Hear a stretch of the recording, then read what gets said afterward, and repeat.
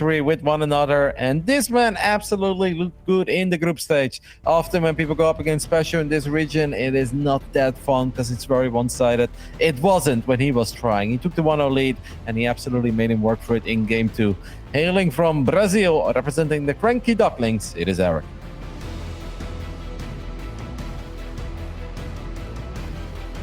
In the top left is the Red Terran, currently in the Netherlands, repping Team Liquid. He is Kelazhur. I have the feeling that Diego plans on staying here for a very long time, maybe even forever. I know he's been obviously studying here for a while, but he recently moved. I think he was in Den Haag before. Now he lives in Tilburg. That's kind of a smaller city somewhere in, not really the center of the country, but basically south center.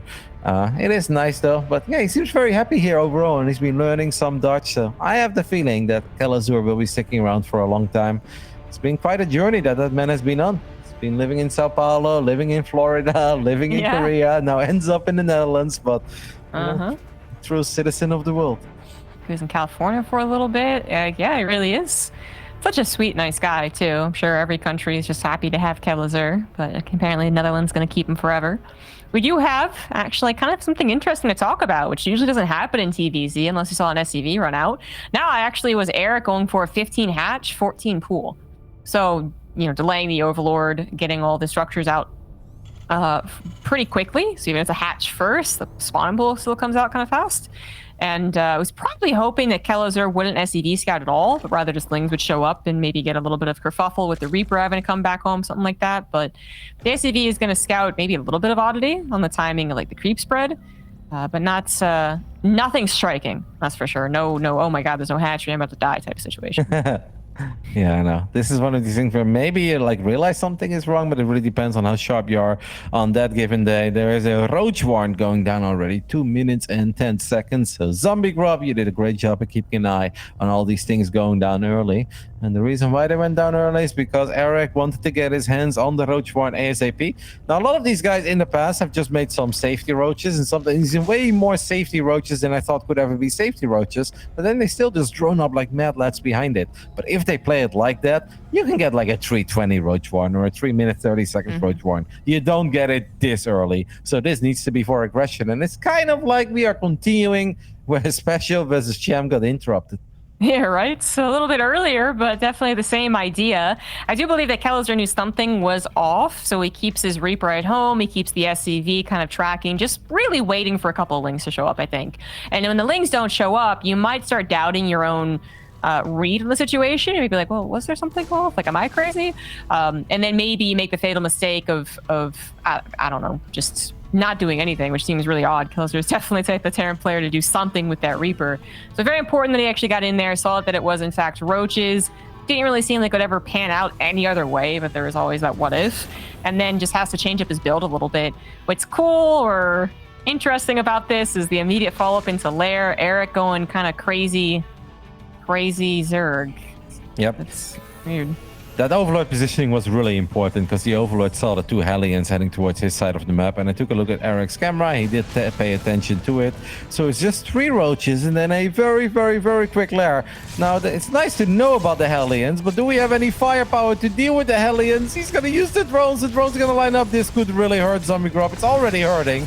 But the real question is this it, or will there be way more pain? Okay, that was a good split. Very good. It was a little weird going after the Hellion again with the drones. Could have maybe just split them or send them back. But, 3 instead of, I feel like 5 or 6 could have gone down. That's mitigating damage.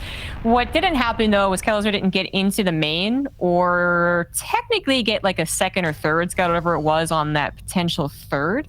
Right? So he doesn't actually know. I think if he knew there was no third, he'd 100% guess a lair in the main. And of course, if he had actually seen the lair, he would have guessed a Spire. So there's actually a Shroud here. And it's kind of an important one because Kelazhur is going into going into Tank Banshee, all things that don't shoot up. No, what he did see, though, is the 2 gases go down in the natural. And shouldn't that be a very big tell? Because it's like, what on earth could a Zerg need all these gases for? Like, in the lower leagues, we all like to take our gases a bit too quick, and then we wonder why we are not as rich as the pro gamers. But this is something that Lambo has also mentioned a million times whenever he's streaming or even casting. People take their gases by default too early. Pro gamers, they don't. So if they do take their gases early, there's a reason for it. And in this case, it's obviously Erik trying to get that Spire out ASAP.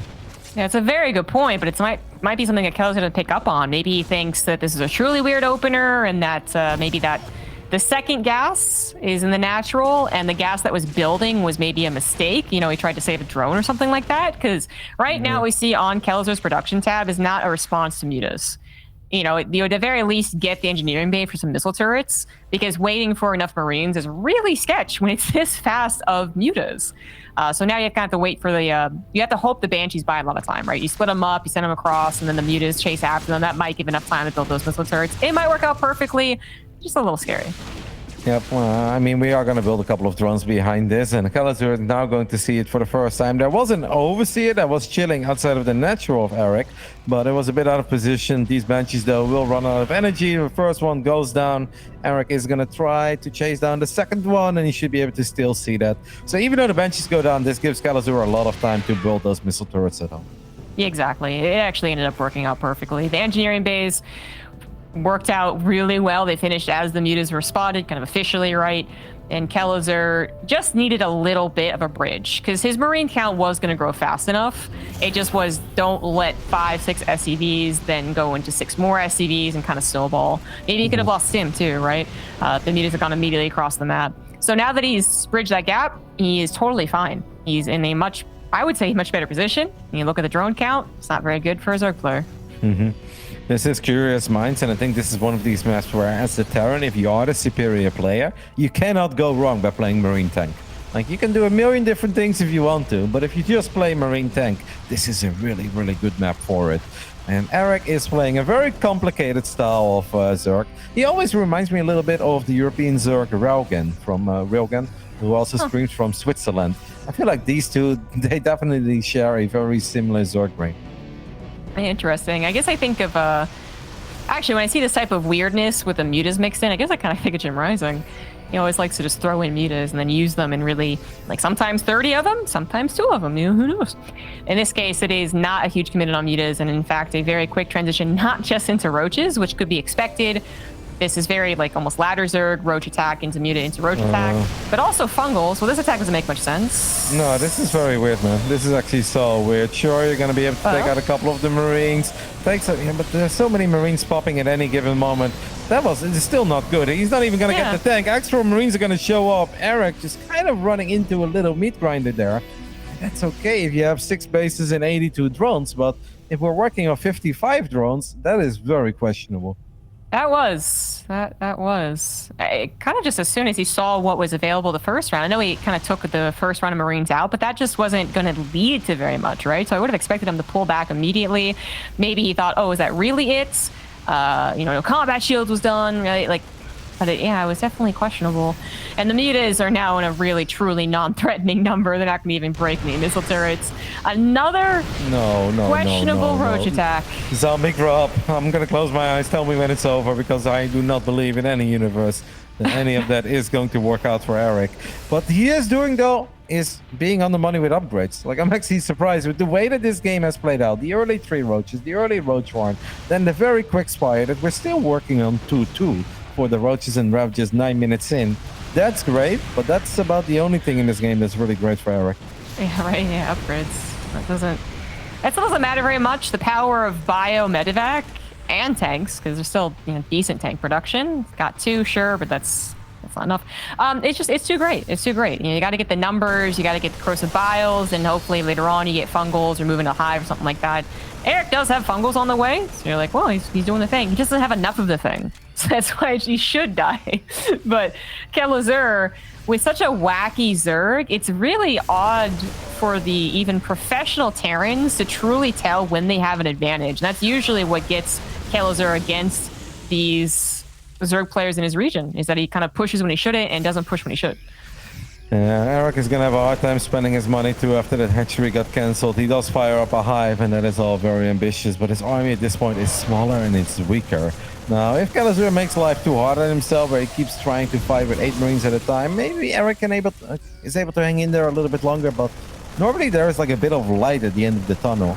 I don't know what the light is. Like, even if we get hive, what do? We build Vipers, I guess, so we can drop a blinding cloud and an abduct here and there. That's still not going to kill the million Marines with just similar upgrades or even better upgrades in the near future than the Roaches and Ravages. I guess the plan is to get into Vipers, right? And then maybe just abduct, not preemptively, but hopefully before the tank army is on your side of the map, which is already too late. But then you could maybe buy more time and then even get Ultras kind of snuck in there and against a Marine tank army, Ultra plus Viper. It'd be a very ideal scenario, and again, it would have to depend on Kelazhur not pushing when he should. So this is a fine push. He's going to lose a tank by looks of things, get fungal, losing 3 tanks actually, but the tanks were firing those infestors, so the Marines have nothing to worry about. Marine tank's pretty good. That is an absolutely lovely fungo, and at least it's going to save a couple of these Ravages, but this is honestly where the Terran army is just way better than the Zerg army, and there is very little that Erik can do about it. 1 infestor is left, a couple of Ravages are not going to stand a chance. The Bio's a little oversteamed at this point, but Marines with 10 HP can still deal a lot of damage. They may not survive very long, but they still have the same amount of DPS, and that is going to be good enough. Yeah, the second fungal would have been brilliant right there, first of all, but then also the corrosive bile is just got a bunch of medevac. So after all the stims and the medevac's dying, his retreat kind of has to be longer than he would like. He has to wait for those Marines to heal up. And yeah, his tank count was destroyed, so go ahead and pair up with the reinforcements. Then you should have a kill move. Nice little pick up there by Kelazhur as he's got another tank or 2 sieging in the center. Is Erik really going to commit to this fight? It's never going to work, and he knows it. To be honest, this entire game was just very tough. After maybe the Banshees did a bit more than it was supposed to, and obviously gave Kelazhur the heads up. None of that was game ending. And the first Roach attack was questionable, and the second one was even more questionable. And I think at that point, it really didn't matter what Erik was going to do anymore, because the writing was on the wall. Marine tank is too powerful in games like that. Right, yeah. And I think that last fight, I was worried he's going to try and play it out after that, and I'm just like really questioning his decision making.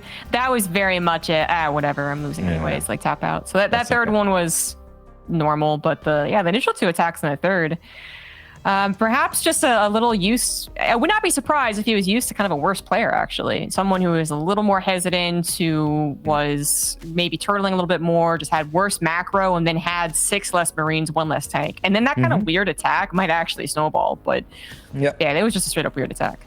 Or indeed a worse player that's chasing these few mutas with all their Marines and doesn't leave a couple of Marines near those tanks, right? Because if it's just 2 tanks standing there, then you can split the Roaches up a little bit, and even if you take, some Roach casualties, it's okay if you can reset the tank count over and over again. But Kelazhur is not gonna leave the tanks super exposed, at least most of the time. Sometimes, maybe in Latin America, if in his own words he is memeing a little bit, it could happen. But I think Diego was pretty on the money there. He was bulletproof, and kind of felt that he had a good read on the kind of stuff that Erik could very well do, because I don't feel like we saw crazy overreaction in the beginning of the game. I like the fact that he sent out the 2 Hellions, even if he didn't get super lucky with them, but just to get a good feel of what's happening on the other side of the map, while he knows at least 3 Roaches are heading his way.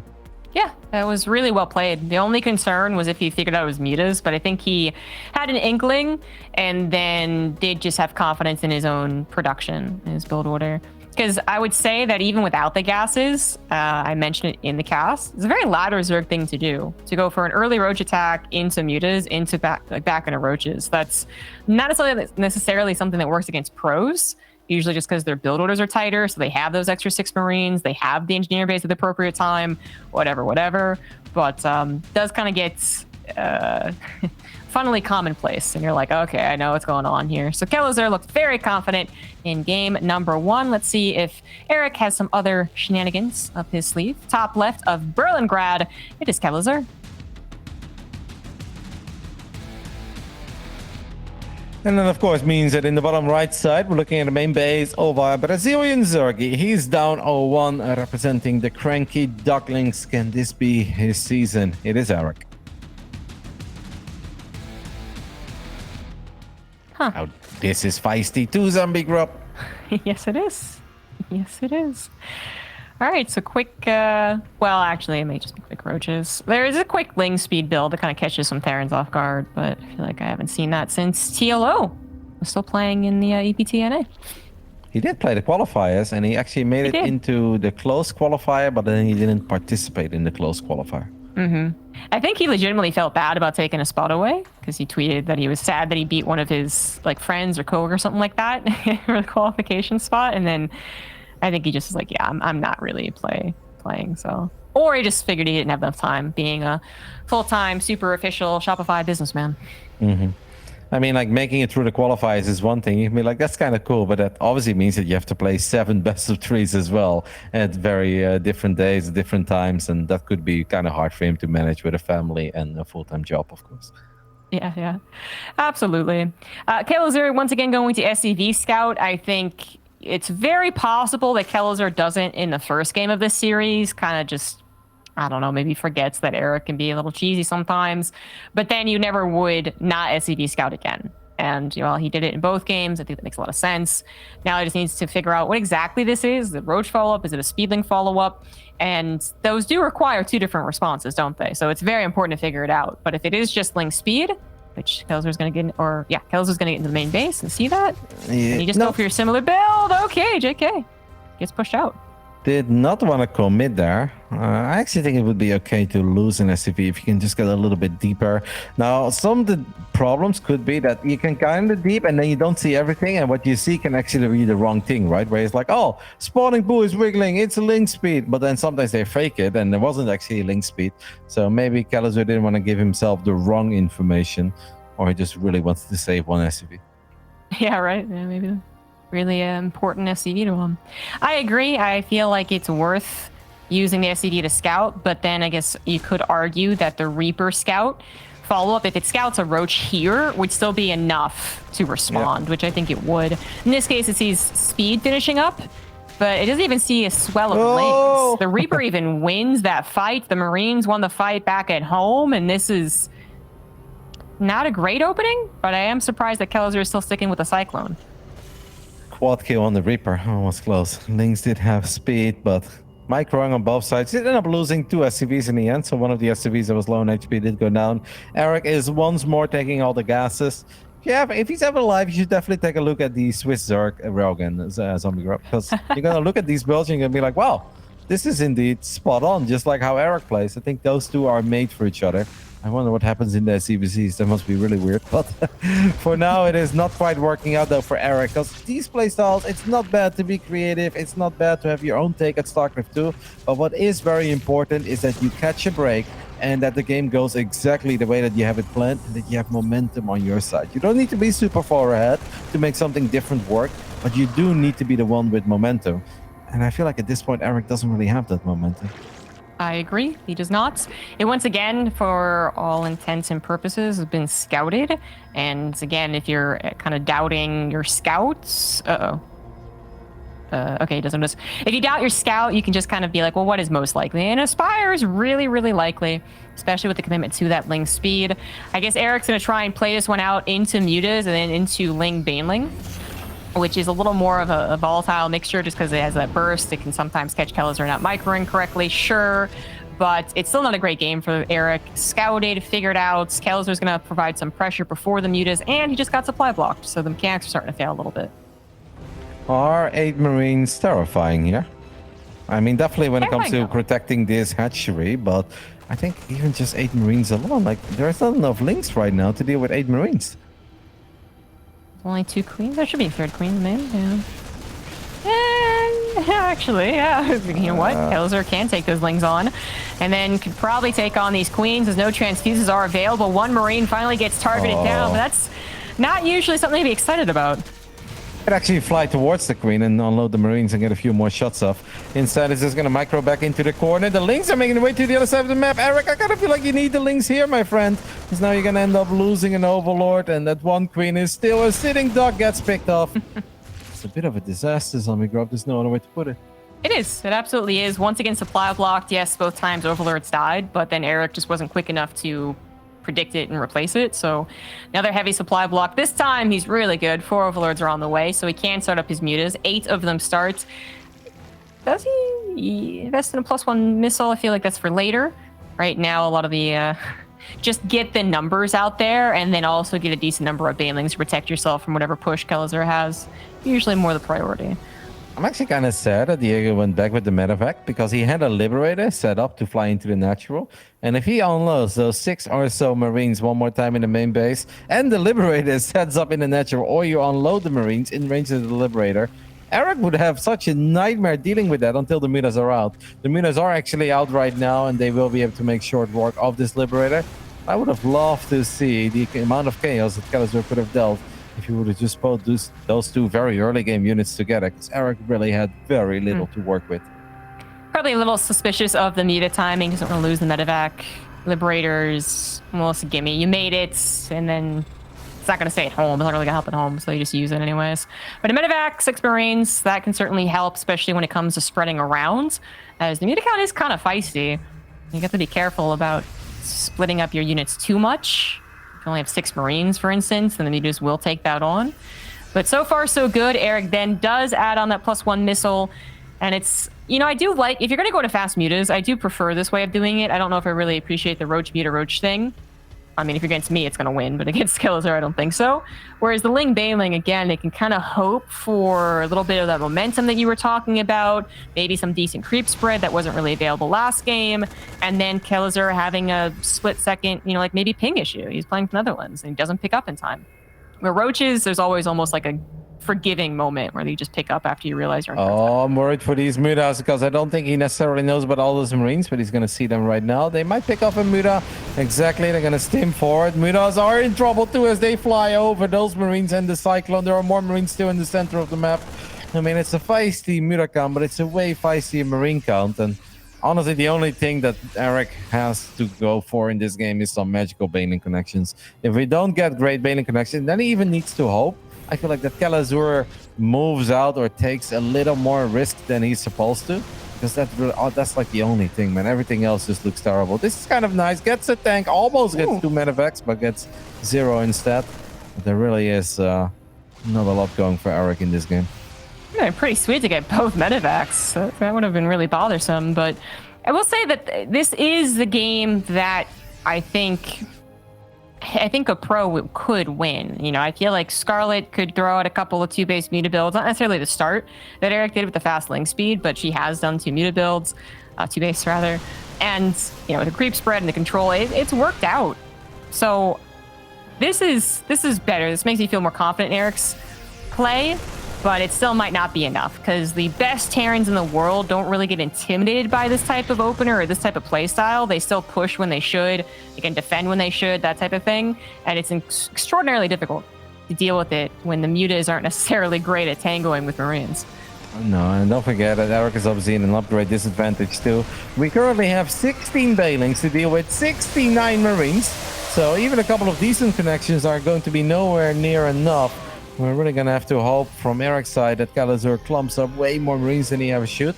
Of course, Erik doesn't necessarily, or Kelazhur doesn't know everything, so he's not exactly sure how aggressive he should be. Can I really stick around? So he's going to give Erik a little more time. And that is nice for Erik, because if Kelazhur would have just stayed there, he had like 3 Marines for every single Bailing that was out on the map. That is not a good spot for the Zerg. I think for Kelazhur, there was a little bit of fear of how much Erik was committing to kind of a 3-base Zerg. You know, yeah, it's actually pretty good. Pretty darn good. But yeah, the 3-base Zerg with no upgrades that suddenly just has way more Ling Bailing than you would expect can sometimes catch a Terran off guard.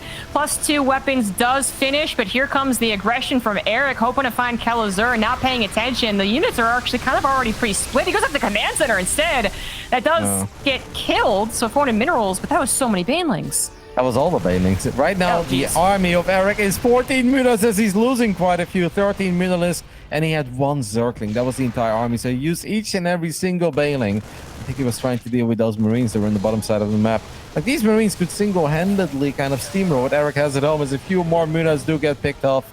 The unit's lost resource step is not pretty. Erik has lost almost 4,000 resources more than Kelazhur in this game, and Kelazhur has been mining more for literally all of it. Yeah, that's not good. That was definitely not the move. Erik was already in a very precarious position, and then to just give away all your Ling Bailing, when Kelazhur knows, he can figure out that he's on super low economy, super dedicated to the mutas. There's not much gas or cash in the bank. Kelazhur should just be able to follow up with a game-winning push. Up 70 supply, it should be game-winning. Even if the Bailings do really connect quite well. I honestly think right now, if Kelazhur would only go with half of his army, I think he could win the game. 2 Widow Mines, 40 Marines, and 5 medevacs. Be the game winning. think so. Well, Kelazhur still needs to micro a little bit.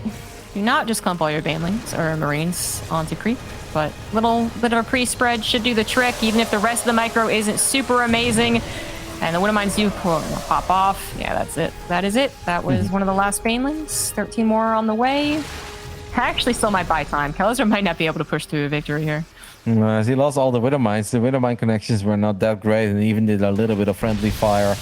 2 extra mines do get cleaned up. Erik is trying to do whatever he can. That was kind of an even trade. The units lost step, still around 4k. Erik losing a little bit more in that most recent engagement, but that's about it. But, I mean, this kind of brings me always back to the Fold against Jaedong days, where it's like, wow, the Zork is winning, but then it's like 3-3 buy, and it's like, oh my goodness, Fold does it again. And after a year, we realized that 3-3 bio just beats Lair Tech Zerg eventually, if controlled properly. And this is well, about to be 3-3 Terran against a Lair Tech Zerg that is not even richer. It's actually quite a bit poorer than the Terran. Right, yeah. It's not going to be a whole lot of trading going on or a lot of time buying. Even wasted banelings, they go single file into the Marines. It's not quite 3-3, but it will still be 3 attack, 2 armor. Still good enough with a maxed out Terran army. Yeah, Kelazhur was missing some of the splash damage. He was missing some of the chonkiness, only just now adding Marauders and Thors. But now he has them. So I don't even think he needs necessarily all that many Widowmines to get great connections. If the army starts to get just more durable, then it will win over time, because Kelazhur's actually the one winning in the economy. Baltimore has a lot of medevacs, by the way. Like, I wouldn't say this is necessarily too many, but it is 13 medevacs again. That is 26 supply in medevacs alone. Some of them are a bit low on HP, so maybe he's just expecting to lose them. And you always want to have a couple of extra just to drop around a little bit. And Kelazhur is going to find these mutas almost by accident, I feel like.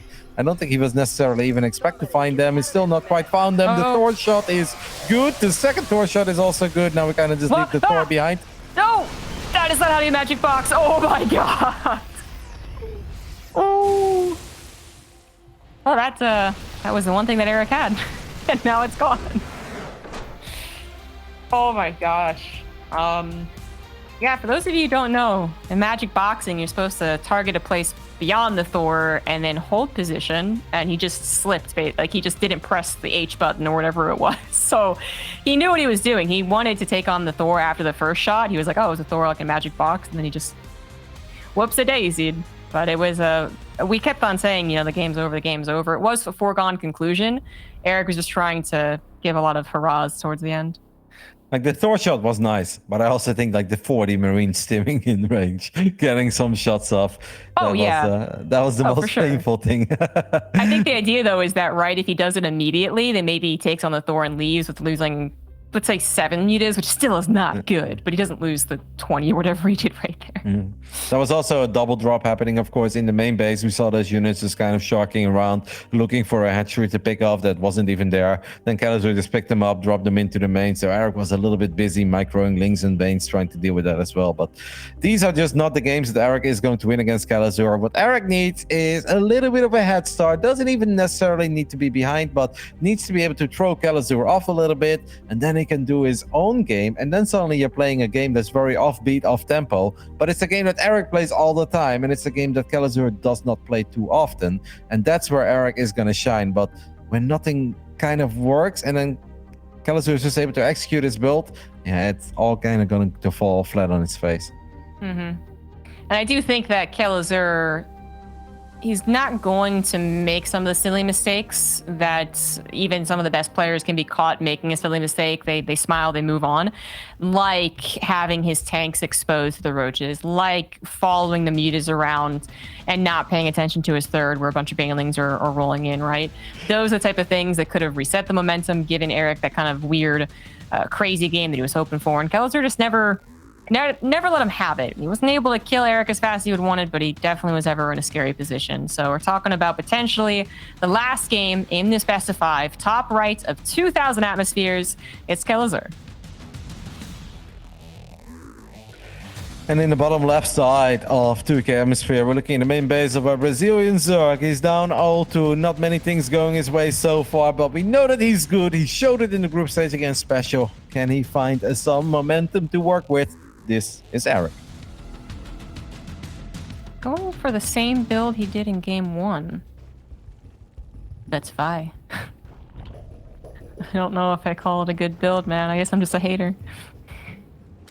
Maybe he's going to play it out very different, right? This is just the opening, but maybe he has many ways to go with it.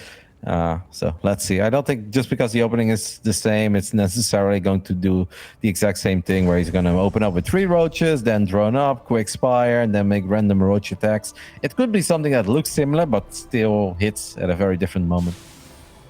It's true. That's true. True. And we'd also be thinking about the different map, you know? I mean, first, you could have seen something in that first game that he went like, I definitely could have done that better. And then second, the map is larger than Curious Minds, which is what he did it on first. So could be thinking about that. Maybe then, yes, he'll open up roaches, get Kelazhur thinking it's the exact same thing. Actually, double down on the mutas. There certainly are still a lot of possibilities. The Kelazhur is not slouching on the scouting. He's not going to get overconfident. He's going to, once again, SCV scout and go, that's a little weird at times. Super quick roach warn. I feel like this one is even quicker than the other one, because I feel like it was like 210 or 220 when the roach warn went down in game 1, and this one went down at the 2-minute mark sharp. Maybe I've missed something, maybe I'm just misremembering things, but I feel like this one is even 20 seconds quicker than the other one, and that gives me the idea that maybe it's not 3 roaches, but maybe it just makes 7 or 9, and he's going to fully send it something wrong. Maybe. Maybe he made 1 less pair of lings, perhaps, to get that roach warn up like that.